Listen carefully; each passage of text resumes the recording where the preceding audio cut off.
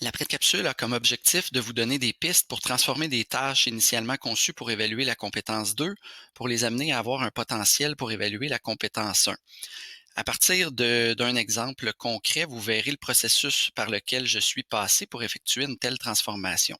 Donc, voici la tâche originale qui s'appelait un mur spécial. Donc, on va la regarder rapidement. Ton ami Paul désire installer une moustiquaire sur chacune des 4 fenêtres du mur représenté ci-dessous. On a des ouvertures carrées qui sont isométriques, puis on a 2 ouvertures rectangulaires qui sont isométriques également. Et on nous donne certaines informations. Donc, chacun des carrés a un périmètre de 36 décimètres. Chacun des rectangles a un périmètre égal à 8 fois la mesure d'un côté des carrés. Puis la longueur de chacun des rectangles est de 20 décimètres. On sait que 1 décimètre carré de moustiquaire coûte 75 sous. On veut connaître le montant total de la facture. Donc, on est face à une situation qui est assez linéaire. Donc, on va avoir une démarche là qui va ou un raisonnement qui va être très similaire d'un élève à l'autre.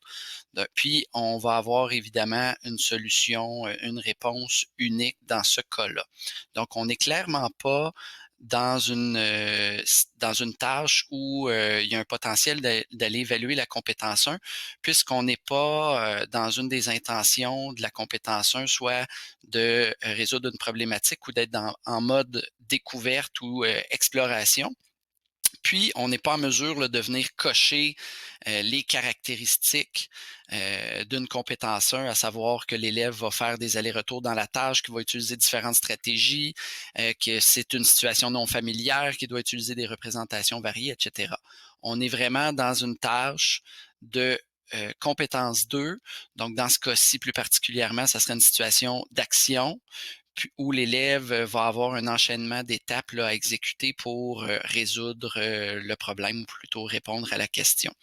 Donc, si on veut transformer cette tâche-là en tâche ayant le potentiel d'évaluer la compétence 1, ben on doit chercher dans cette transformation-là à aller chercher des caractéristiques là, de la compétence 1. Il est important de se rappeler qu'il n'est pas nécessaire de venir cocher toutes ces caractéristiques-là pour être en mesure de dire qu'on fait face à une situation de compétence 1. Donc, si on est en mesure de venir identifier certaines de ces caractéristiques-là, ben la tâche pourrait avoir le potentiel d'évaluer la compétence 1. Puis, on ira Donc, si on veut également transformer regarder là, la quelle pourrait tâche être l'intention de initialement notre conçue pour tâche. Est-ce évaluer qu'on la va amener compétence 2 l'élève en à être en mode découverte? Est-ce qu'il va être en train d'explorer ou plutôt il va être amené à résoudre une problématique? Donc, je vous montre la version transformée du mur spécial. Donc, vous allez voir que ce ne sont pas des modifications majeures, mais ces transformations-là ont quand même un effet de venir ajouter plusieurs caractéristiques à la tâche qui nous permettent d'évaluer cette tâche-là là, en compétence 1. Donc, ton ami Paul vient de bâtir un nouvel abri extérieur. Sur le plus grand mur de son abri, il ajoutera plusieurs fenêtres pour faire entrer le plus de lumière possible. Paul désire créer des ouvertures telles que représentées ci-dessous. Donc, on a toujours les mêmes informations ici, à savoir que nos carrés sont isométriques et nos rectangles également. Par contre, des modifications ici. La première puce est la même que tout à l'heure. Chacun des carrés a un périmètre de 36 décimètres, donc on va être en mesure de déduire la même information. Chacun des rectangles a une longueur égale à 3 fois la mesure d'un côté des carrés. Et on a enlevé une des puces. Donc ici, la largeur ou plutôt la hauteur là, d'une des moustiquaires, c'est une donnée inconnue. Donc, si on poursuit, Paul veut installer une moustiquaire dans chacune des fenêtres afin d'être à l'abri des moustiques. Il en coûte 25 sous pour un décimètre carré de moustiquaire. Paul prévoit débourser un maximum de 125 pour l'achat des moustiquaires.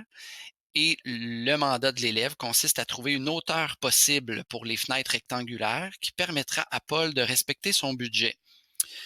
Donc, ici, on a ajouté une donnée inconnue. Donc, l'élève aura un choix à faire ici pour déterminer la hauteur de sa fenêtre. Donc, on a une ouverture dans la tâche, devra respecter un budget. Donc, on a une contrainte à respecter ici.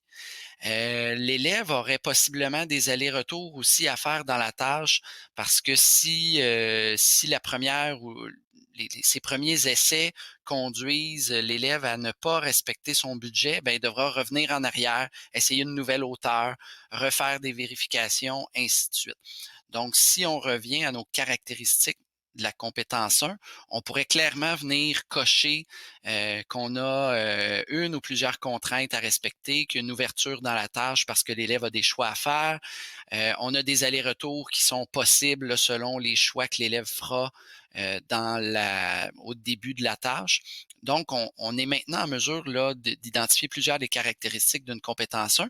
Puis, on pourrait dire que l'élève fait maintenant face là, à une problématique, donc il doit trouver une solution pour répondre à cette problématique-là. Donc, en très peu de temps, on a réussi à transformer une situation très linéaire en une situation qui nous donne maintenant le potentiel d'aller évaluer la compétence 1.